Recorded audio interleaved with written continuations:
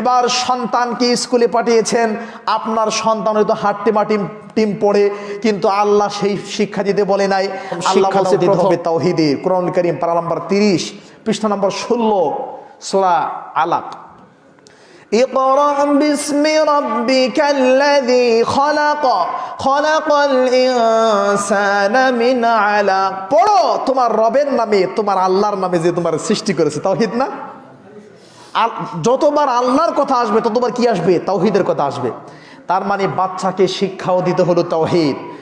আপনি যদি বলেন এই লোকটা সবচেয়ে বড় শিক্ষিত, আপনি যদি বলেন এই লোকটা BCS cadre, honours masters PhD doctorate complete, কিন্তু ওই লোকটা যদি তাওহীদ সম্পর্কে না জানে, রাসূলের ভাষায় আল্লাহর ভাষায় ওই লোক শিক্ষিত নয়।